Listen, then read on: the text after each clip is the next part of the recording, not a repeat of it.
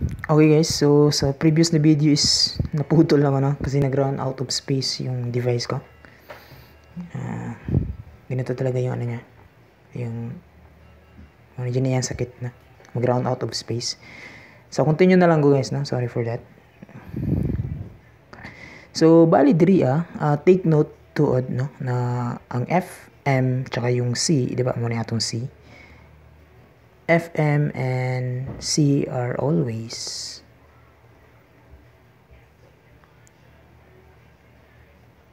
perpendicular.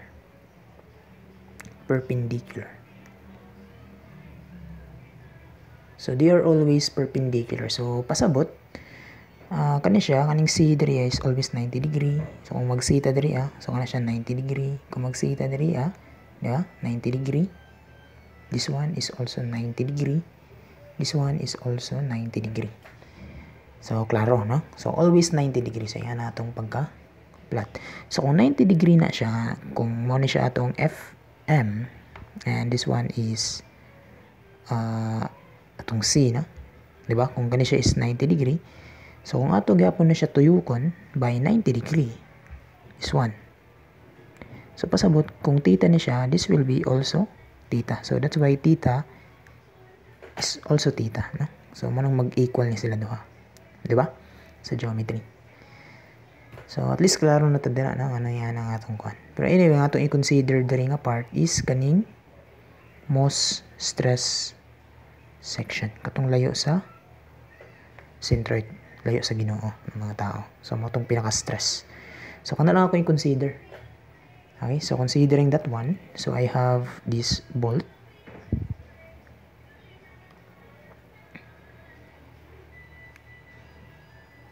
Okay, and let's say ito yung centroid. And let's say mo ni ang centroid.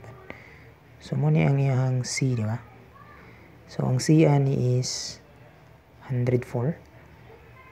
So kani siya is mo ni atong FM and mo ni siya ang atong FA.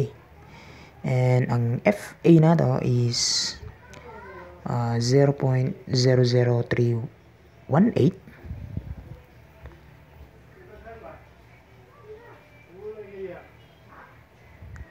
And then ang ato ang FM is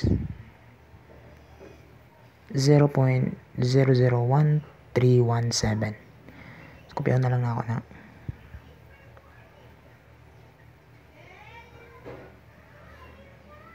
So that one. So take note, this is always 90 degrees. So kung sa tong theta nato dire must also be the theta pud dire. And take note kani siya nga distance, di ba?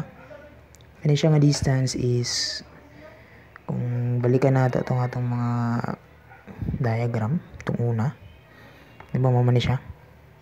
That is also 40. While ang diri nga side is 96, di ba? So we have 40 and then we have this one as 96. So considering ang kana nga triangle, so makuha na to ang value sa theta, no? That is just tangent theta is equivalent to 40 all over 96. Opposite over the adjacent. Pila na? Tangent inverse 40 out of 96.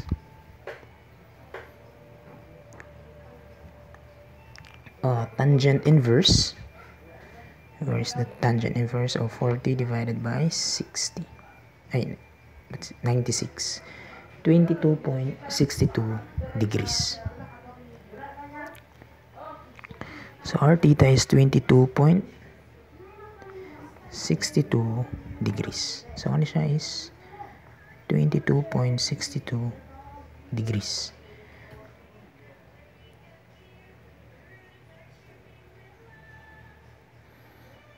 Okay, so kuha na lang nato ang resultant ani.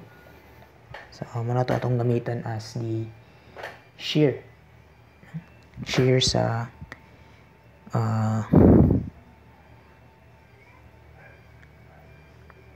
sa bolt. This is rivet 5. So muna itong rivet. So muna ang shear nga maputol saya, resultant nila.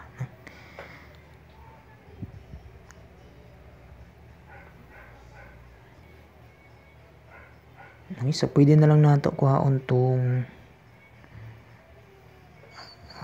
X and Y component. So kuha na lang na ako ang component diri and also component diri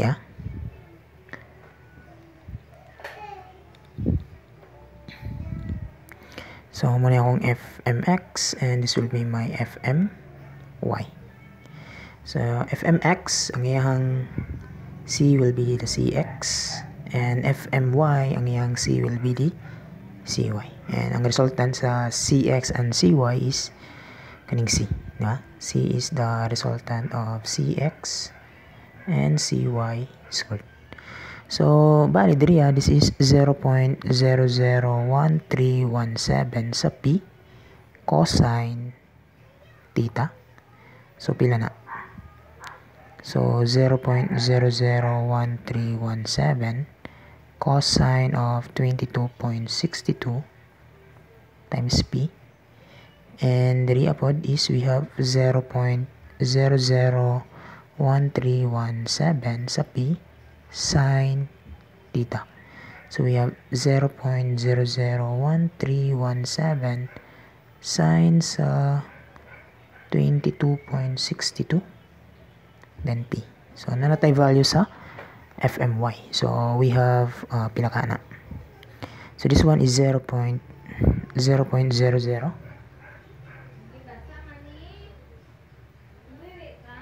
1317 cosine 22.62. So we have 0.001216 0.001216 ng p, and then diri as a sign is sine 0.000507 5065. So 0.005065 sa p. Okay, so bali magkauban ng fmy and fa. So magkauban na sila. So pila ka na?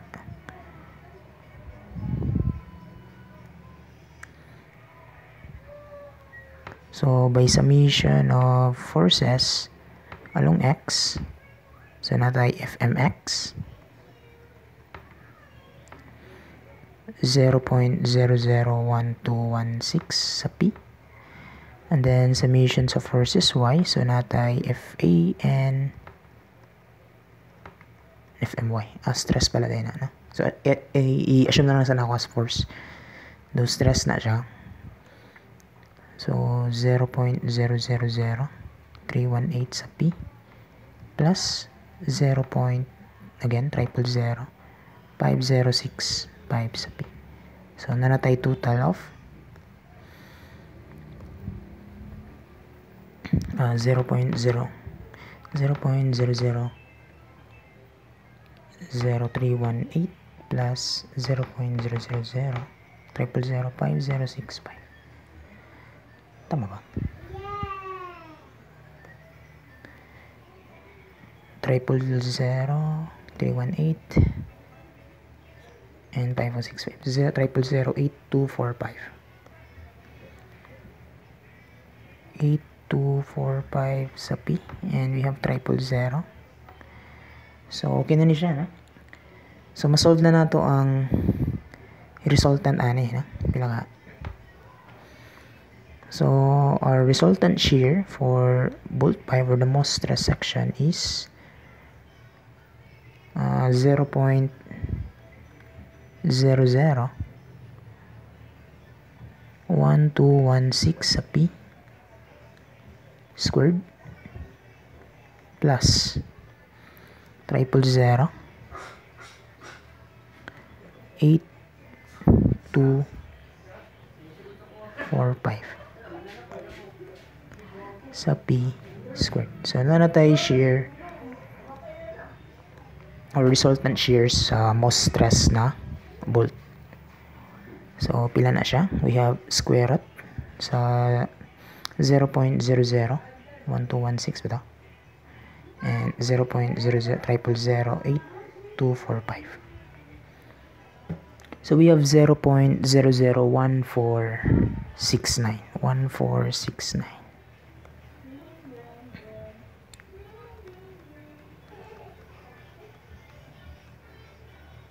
Sa P. Okay? Automatic na ng P. So, muna ni siya ang atuang i-design. So, take note, this is the actual stress. Okay? The actual shear stress. So, in order to be safe, dapat yung actual must be less than or equal the allowable. Considering, in order to be safe in shear. Okay? To be safe in shear. So, take note kani siya is mga stress na siya, no? Gi-assume lang na ako diri nga force para ma-simplify lang ako ang utok, pero stress na siya, na. Kani diri. Stress. So, ano itong mga actual stress nata? So, we have 0.001469. So, expected kani siya kay wa man ta nag-convert, no? Puro man mm and mm. So, megapascal. So, Newton ang atong expected nga answer ani. So, this must be less than or equal sa allowable, which is given pa sa pinakauna pa lang na problem. Diba mga ni siya? Stress in 20 is 100. So, shearing stress na siya. Shear stress man po ng critical basta mga rivet or bolt, no? So, we have 100 megapascal. So, RP is equal to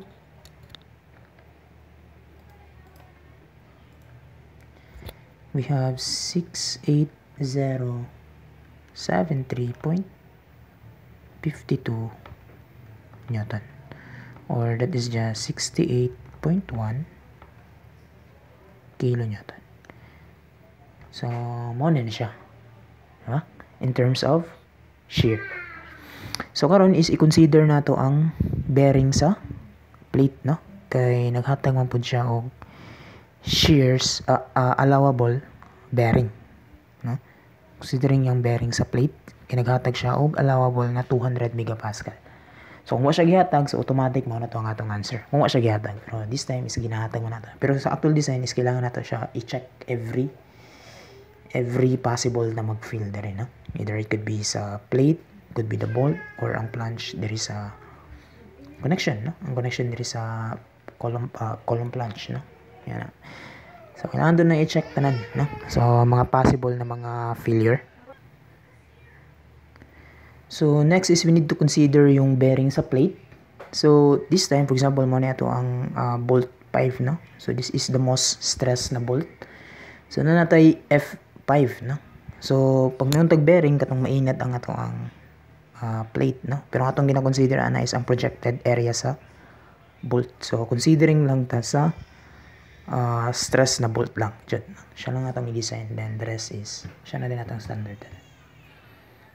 Okay, so kailangan saan nato makuha ang force applied diri. So we have, let's say, F5. So kung saan nato ang force ani, no? Kasi stress man ni siya. So pila ang force caused by this bolt. So natay, di ba? Stress is just force over the area. Considering shear, no? This is the shear. So, kung 5 na siya, mga po natong shear sa 5. And this is the shear area. So, natay 0.001469 sa P. Diba? Ano siya? And then, this must be equal to load sa 5, resultant force acting on fit. And this one is pi over 4, 20 squared. So, balikan ni siya nga area na. So muna itong mag-shear area. So nanatay F sa 5 and that is just 0.001469 sa P. So kaninga P ug kaninga P is dili pareho, no? Dili na siya pareho. And we have kaninga P is katong kanina, ha? So bali nanatay asa naman to? Pi over 4 sa 20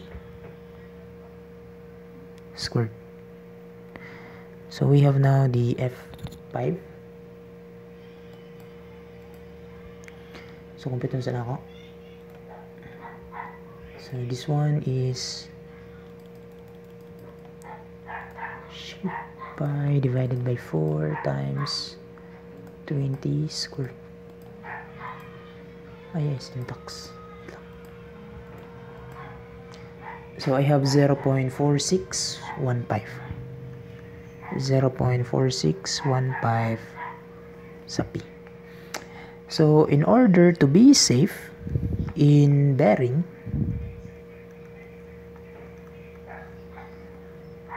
so kana mo na natong force nga i-apply sa bearing, no? So nanata karon force over area sa bearing, pero ang force nato diri is ang force sa shear. Kaya may lain force na maka cause of bearing failure diri ana. So F5, and this must be less than or equal no allowable, no? So kailangan lang mo ni atong actual. So actual must be less than or equal sa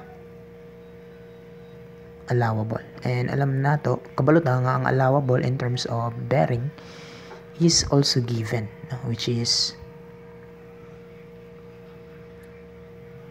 200 megapascal. So kanatong gamiton diri, so we have 200 megapascal.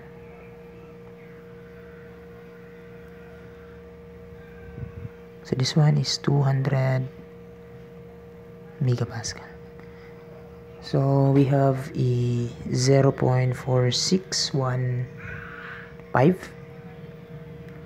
sa P all over. So kani siya mo na yang tong bearing, and thickness sa plate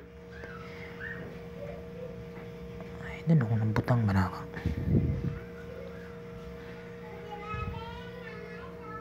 Nakibutang na. So assume na lang na ako nga kaninga plate kani siya is 12 mm.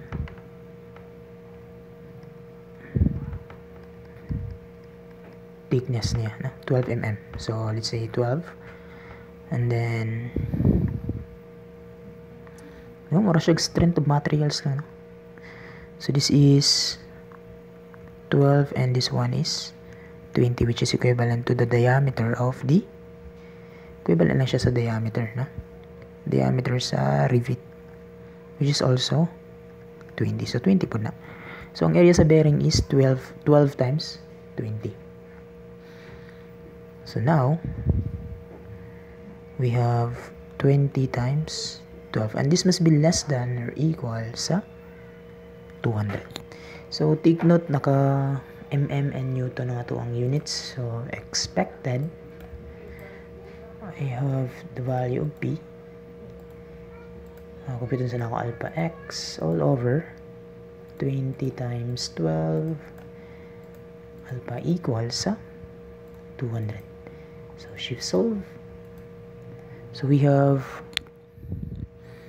P, and that is just 104,008.6674 Newton, or that is just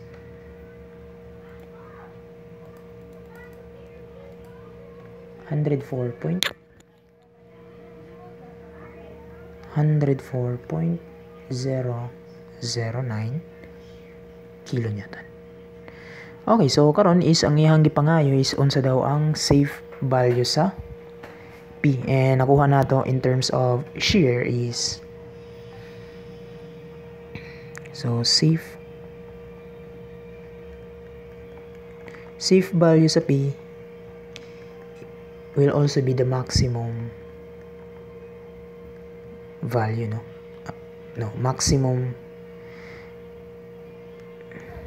will be the minimum safe value, or panang samutan na siya what is the maximum value sa P.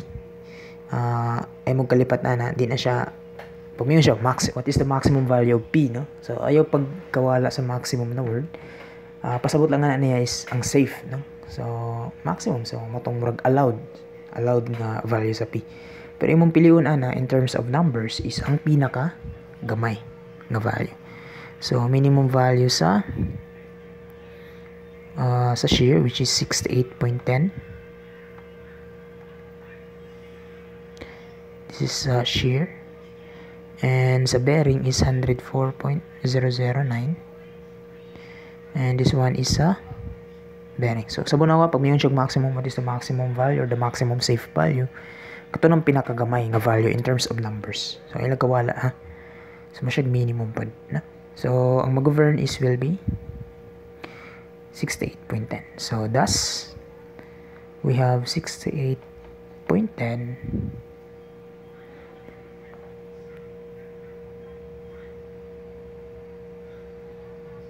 tama ba? 68.